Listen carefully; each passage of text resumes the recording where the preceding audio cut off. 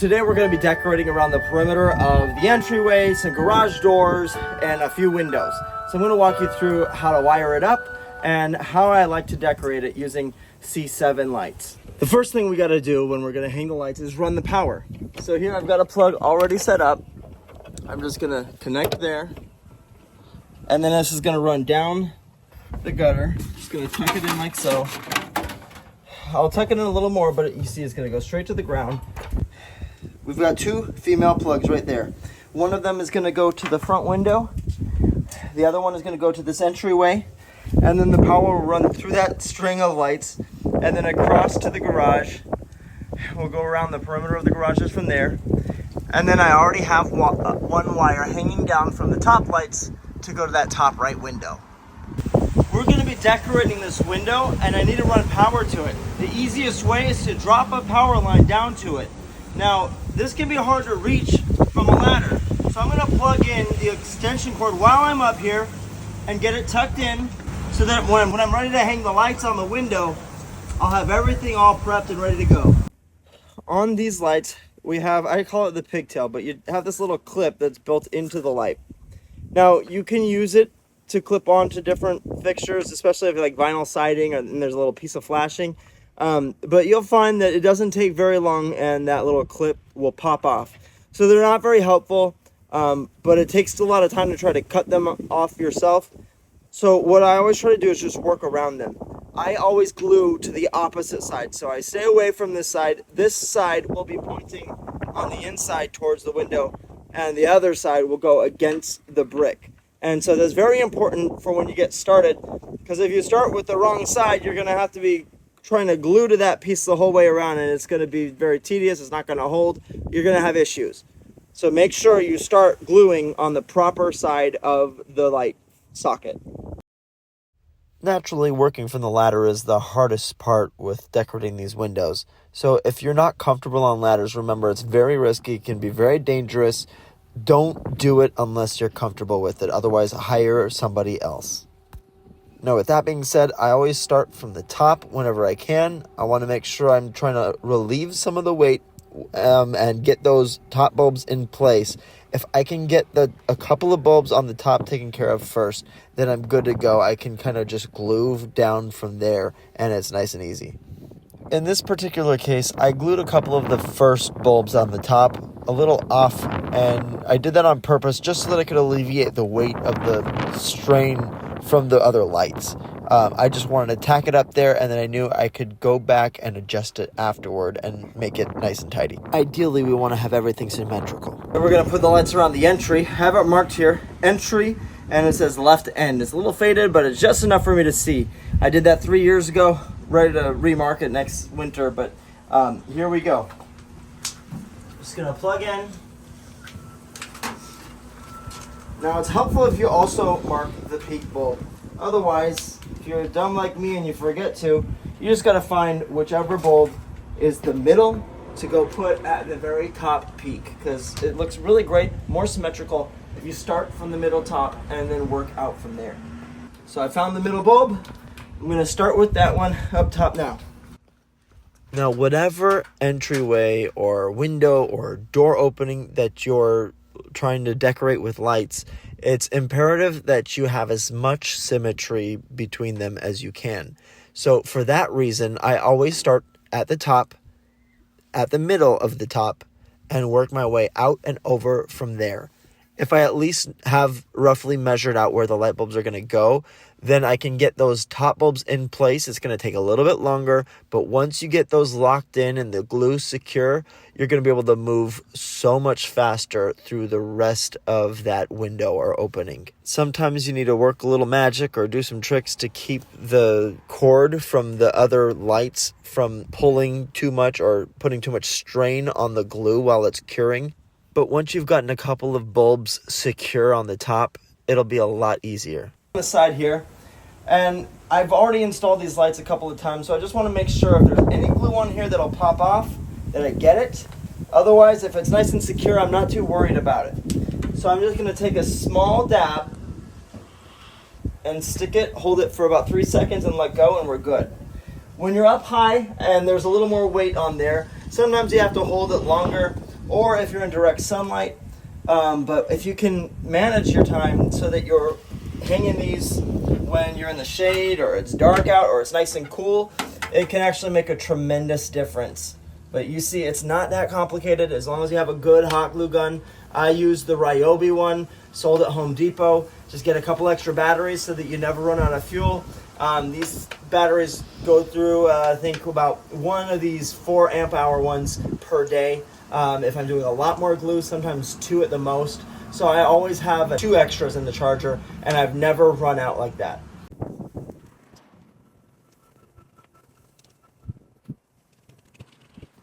I've got another outlet coming right here.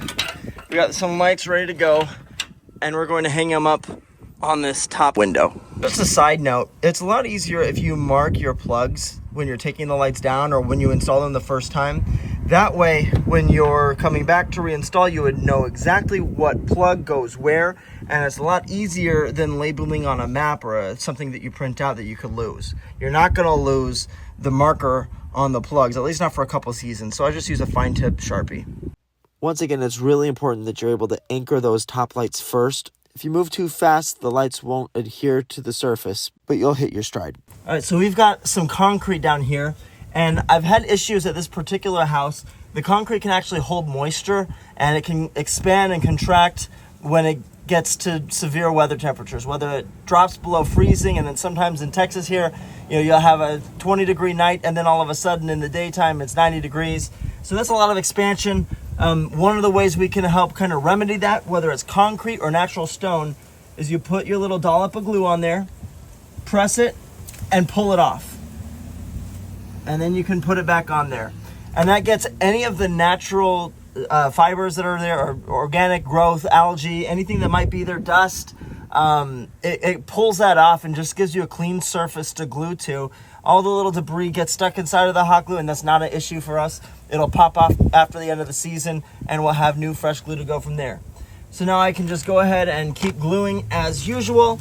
I'm going to work around the perimeter of this garage, and we got one more window to do after this, and we'll be ready to go. We're working on the garage here, and we have to jump about just over a foot. And so the gap that we normally have, exactly 12 inches, won't quite reach and allow us to have a good positioning of the bulb. So what we did was we had a socket right here, and all we had to do was we screwed in a bulb, and then you pull on both wires like this and yank it off. I'm not going to do it on this one, but it doesn't take much pressure with a lot of these. Sometimes you might have to cut the end off if they're really on there tight, or you can just unscrew the bulb and just keep it like that. I don't like leaving an open socket, so I pull it off when I can. Whenever you have the little marks from the vampire plug, it's helpful sometimes if it's open more, then you can just put some liquid electrical tape on there or cover it up. But in this case, it was not a big issue. So we're just gonna make that jump, and I'm gonna try to line up this light exactly even with this light so that both the sides look identical, and it's more pleasing and makes everything look a little nicer and more professional when it's said and done. One of the things we gotta watch out for is the hot glue, especially on windy days, can leave little, it looks like cobwebs. And it's not Halloween anymore, folks, so we want to try to take those off when it happens. What you do is you just kind of let it dry off first, or rather cure. And once it's cured, it is easy to just pull right off, and then you won't see any residue left over. You want to make sure it looks good in the daytime too. Now, I'm sure you can notice there's a little bit of a concave shape on top of the garage here.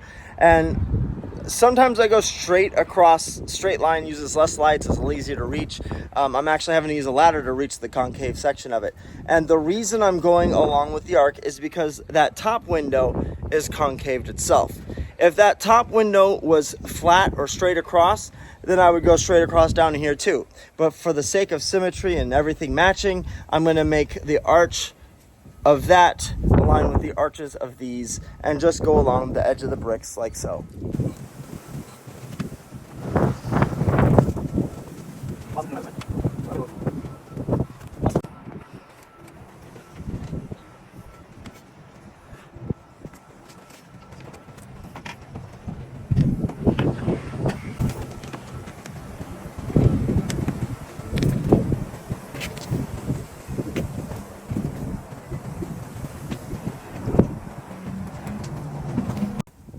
All right, so we've got the line more or less figured out.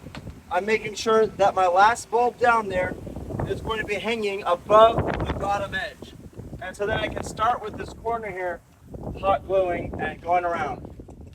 I'm always trying to do as little on a ladder as I possibly can. That's a large factor contributing to a lot of accidents in this world.